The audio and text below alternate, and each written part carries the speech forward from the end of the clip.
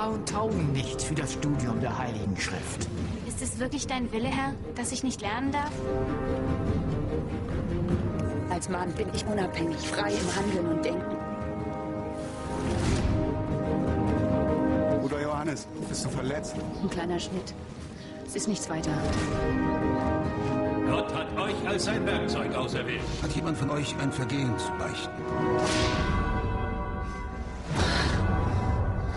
Du musst von hier weg, auf der Stelle, Schwester.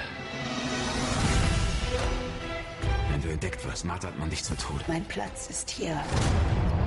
Durch den Willen Gottes fiel die Wahl zum Stellvertreter Christi auf euch.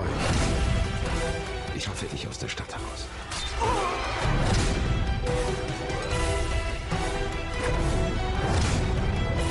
Es wäre vielleicht ratsam, ihn verschwinden zu lassen. Du spielst mit dem Feuer, Johanna. Du wirst sterben, wenn du hier bleibst. Das hier ist meine Bestimmung.